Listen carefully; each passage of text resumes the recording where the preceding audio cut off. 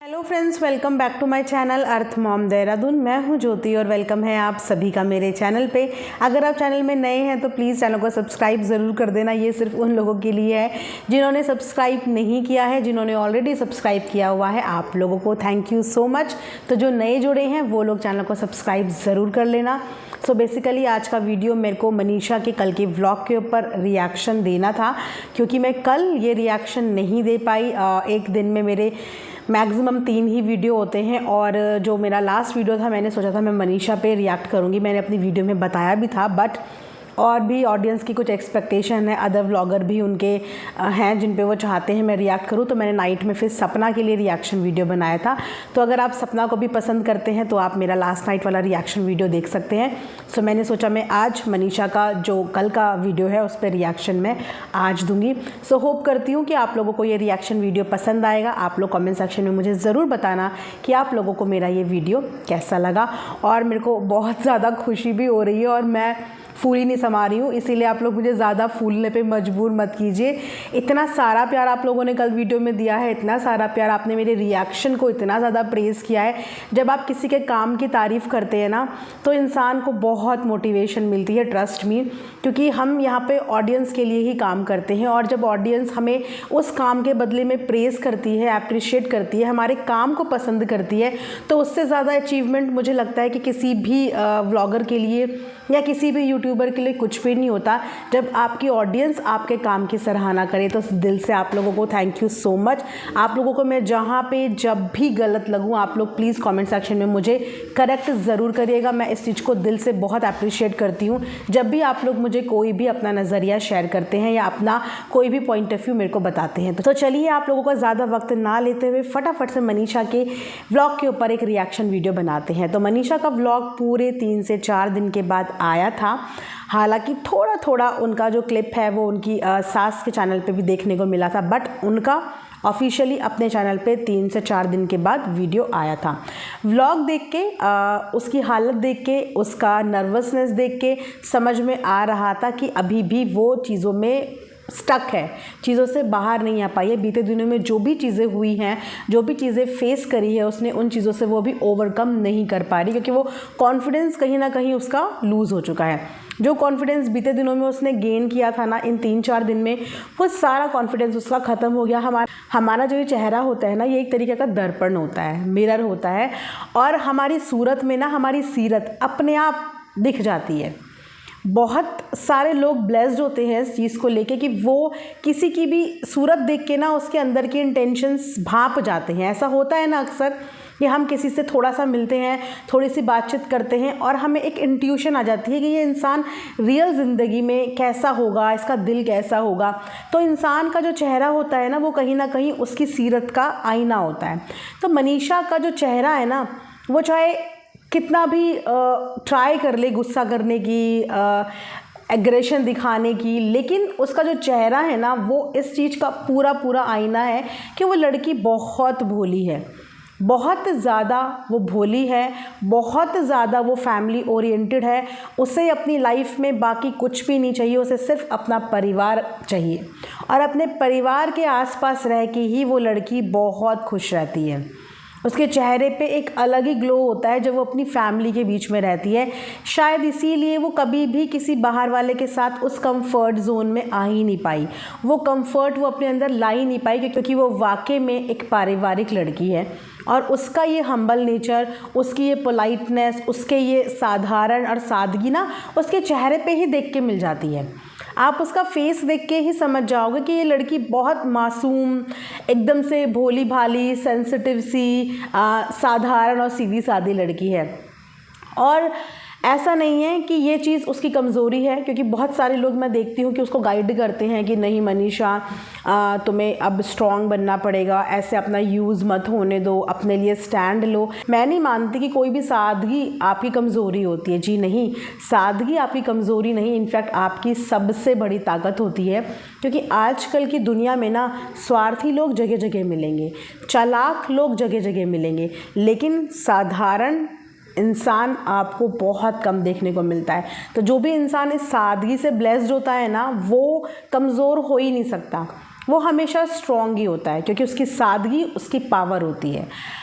भले ही वो बहुत कम बोलती है, भले ही वो बहुत इंटरेक्ट नहीं कर पाती, भले ही वो बहुत बोल्ड नहीं है, लेकिन फिर भी आप देखिए कि आज अगर मनीषा रोए तो आधा यूट्यूब उसके लिए रोता है, आज अगर मनीषा हंसे तो आधा यूट्यूब उसके लिए हंसता है। इतनी सारी फैमिली के चैनल्स हैं, लेकिन उसके बाद भी सबसे गहरा कनेक्शन जो बना पाया है वो है मनीषा। क्योंकि मैंने आप लोगों को बोला ना, ये जो हमारी शक्ल होती है ये हमारा आईना होता है। ये मनीषा की भी अचीवमेंट है, उपलब्धि है उसकी भी, कि साधारण स्वभाव की होने के बाद भी वो लड़की इतने सारे दिलों में राज कर रही है। इतनी सारी ऑडियंस का प्यार उसने हासिल किया है, इतनी सारी ऑडियंस का प्यार। सब लोग एक तरफ और मनीषा एक तरफ। मैं ये बोलूँ कि पूरी भीड़ भी इधर हो जाए ना और मनीषा उस तरफ अकेली हो, तो भी मनीषा का पलड़ा ही भारी होगा, क्योंकि मनीषा ने ये अपनी सादगी से अर्न किया है, अपनी सादगी से ये प्यार कमाया है, जिस प्यार को कमाने के लिए लोग क्या नहीं करते, फेक ड्रामे करते हैं, फेक चीज़ें करते हैं। उसने बिना कुछ करे हुए, बिना कोई फेकनेस दिखाए हुए, जैसी है वैसी चीज़ें दिखाए हुए, देखो उसने कितने लोगों का प्यार गेन कर लिया, कितने लोगों का प्यार हासिल कर लिया। तो ये सादगी मनीषा की कमज़ोरी नहीं है, ये सादगी मनीषा की ताकत है। और हर चीज़ आप नाराज़ होके नहीं पा सकते। आपका हम्बल नेचर बहुत सारे लोगों के दिलों पे राज करने के लिए मजबूर कर देता है।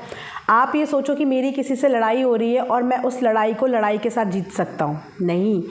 अगर आपको जीतना है, अगर आपको दिल जीतना है, तो आप लड़ाई से लड़ाई करके दिल नहीं जीत सकते, आप लड़ाई पे प्यार देके दिल जीत सकते हो।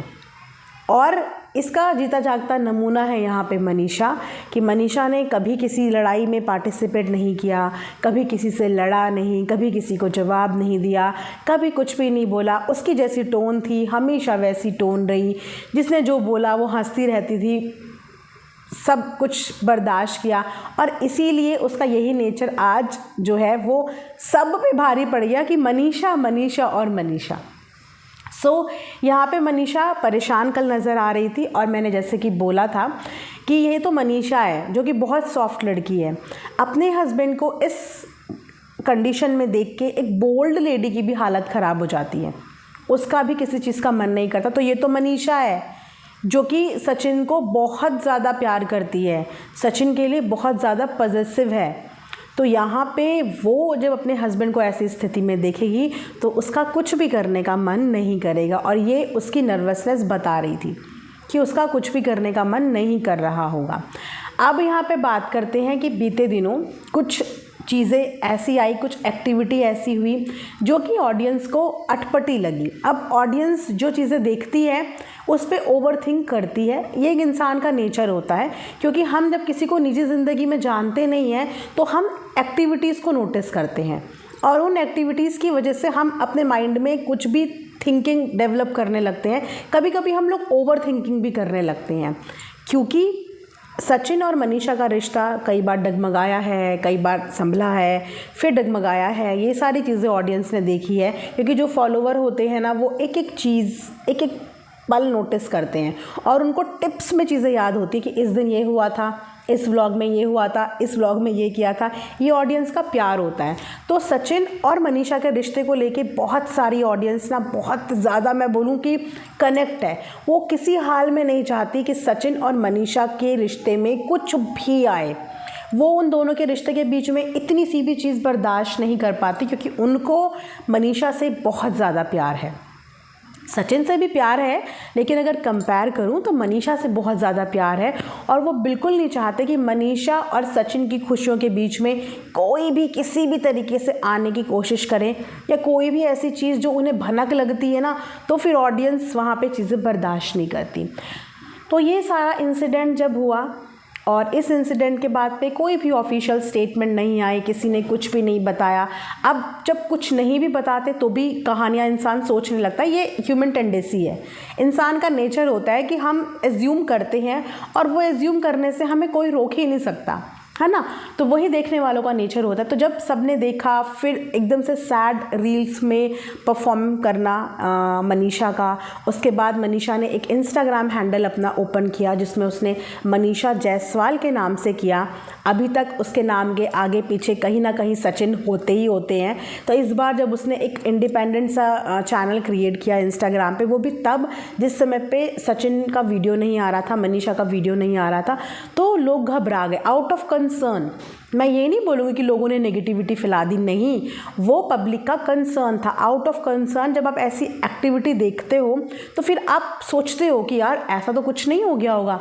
तो फिर ऐसी न्यूज़ आने लगी कि उसने अपना इंडिपेंडेंट चैनल खोल लिया, डेफिनेटली इन दोनों के बीच में कुछ गड़बड़ हो गई है, अलग ना हो जाएं, ये ना हो जाए। बहुत तरीके की बहुत सारे लोगों ने वीडियोज़ भी इससे रिलेटेड बनाई। तो आज बहुत अच्छा लगा, बहुत साधारण और सरल शब्दों में अगेन देखिए, गुस्सा हर इंसान करना जानता है और अपने लिए आवाज़ सबको खड़ी करनी आती है। आज की डेट में कोई भी गूंगा नहीं है, 5 साल का बच्चा भी गूंगा नहीं है, वो भी अपने लिए आवाज़ उठानी जानता है, वो भी बोलना जानता है।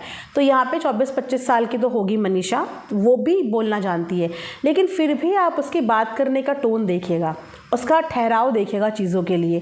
वो कभी भी कोई भी चीज़ें एग्रेसिवली नहीं बोलती। अपनी बात रखने का, अपनी बात बोलने का उसका जो टोन है, जो तरीका है, वही बहुत कनेक्टिंग है। तो यहाँ पे उसने उन तमाम ऑडियंस का ये गलतफहमी भी क्लियर किया कि ऐसा कुछ भी नहीं है जैसा आप लोग एज्यूम कर रहे हो, और ऐसा कभी भी नहीं हो सकता। डीप रिलीफ, जितने भी लोग प्यार करते होंगे उनके लिए सुकून भरी सांस थी कि थैंकफुली ऐसा कुछ भी नहीं है।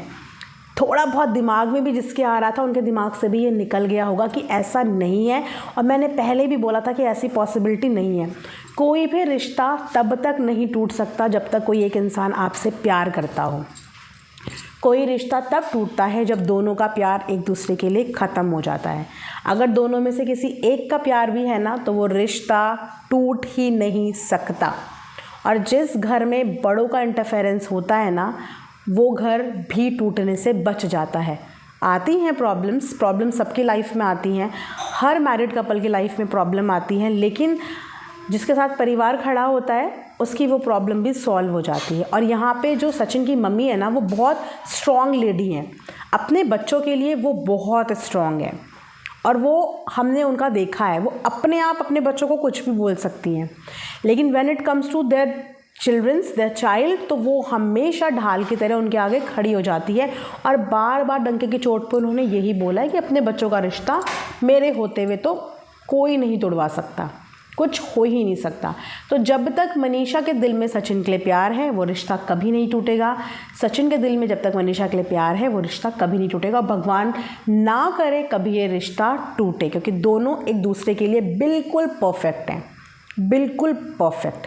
चीज़ें हर किसी की लाइफ में अप डाउन आते हैं, हर किसी की लाइफ में एक टाइम आता है ऐसा लगता है कि यार हम शायद एक दूसरे के लिए कंपैटिबल नहीं हैं, या सामने वाला मेरी फीलिंग्स नहीं समझ पा रहा है। एक टाइम ऐसा आता है, लेकिन वो टाइम निकल जाता है ना, और जब इंसान को रियलाइज़ होता है कि नहीं यार, मैं सोच रहा था ये मेरे लिए कंपैटिबल नहीं है, लेकिन इसके बिना मेरी ज़िंदगी नहीं है।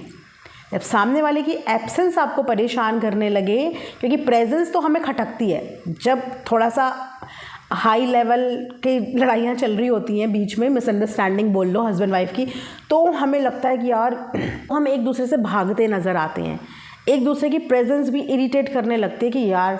और जब वाकई में वो इंसान थोड़ा सा हमसे दूर होता है ना, तो फिर उसकी प्रेजेंस के लिए हम इंतज़ार करते हैं, उसकी एब्सेंस हमें खलने लगती है। तो यहाँ पे फील कर लो कि आप दोनों एक दूसरे के लिए बने हो, है ना। तो बहुत अच्छा लगा मुझे, मनीषा ने आके ये चीज़ें बताई। अभी थोड़ा सा उसे ओवरकम करने में टाइम लगेगा, बहुत ज़्यादा लो फील कर रही थी, वो कॉन्फिडेंस नज़र नहीं आ रहा था। और एक बात और उनकी हेल्थ को लेके क्लियर हुई है कि उनको पीलिया हुआ है। अब एग्जैक्टली पीलिया के साथ और क्या क्या चीज़ें हुई, ये वो शायद जब कंफर्टेबल होंगे, जब एक अच्छे स्टेट ऑफ माइंड में होंगे, तो आके अपनी ऑडियंस को क्लियर करेंगे। लेकिन साधारण तरीके से मनीषा ने जो अपनी बात करनी थी वो बात उसने कर ली। जितनी भी तमाम अफवाहें फैल रही थी, देखिए कितने साधारण तरीके से उसने उन सारी अफवाहों का जो है क्लियर कर दिया। कि कोई भी अफवाह में आप लोग बिलीव ना करें। ये सारी अफवाह हैं और इसमें कुछ भी रियलिटी नहीं है। जिसको जो समझ में आ रहा है वो वैसा समझ रहा है। ये होती है हमारी बोलने की टोन, ये होता है हमारा बोलने का तरीका, और इसी बोलने के तरीके की वजह से आप हज़ारों लोगों का प्यार भी हासिल कर सकते हो और हज़ारों लोगों को अपने आप से दूर भी कर सकते हो। सिर्फ मैटर करता है कि हमने कोई चीज़ बोली कैसे है। तो अपने बोलने में, अपने लफ्ज़ों में, अपने तरीके में हमेशा लाइफ में इम्प्रूव करो, क्योंकि आपकी ज़ुबान आपको बहुत सारे दिल जीतने पे मजबूर भी कर सकती है और आपकी ज़ुबान आपको बहुत सारे दिलों पर से उतार के बाहर भी फेंक सकती है। सो आई होप कि आप लोगों को मेरा ये वीडियो अच्छा लगा होगा एंड बोरिंग आपको ना लगा हो। तो मिलेंगे नेक्स्ट वीडियो में, तब तक आप लोग अपना ध्यान रखिए और ढेर सारा प्यार बांटिए, पॉजिटिविटी बांटिए, और जितनी भी एक्सपेक्टेशंस आप लोगों को मुझसे है, मैं अपने एंड पे पूरी कोशिश करूँगी कि मैं आप लोगों की सारी एक्सपेक्टेशंस पे बिल्कुल खरी उतर पाऊँ। बाकी आप लोग मुझे गाइड करने के लिए हैं ही, आप लोग कमेंट सेक्शन में मुझे गाइड किया कीजिए। मैं डेफिनेटली आपके हर एक गाइडेंस को दिल से स्वीकार करूँगी। सो मिलेंगे नेक्स्ट वीडियो में, तब तक अपना ध्यान रखिए। Thanks for watching earth Mom Dehradun.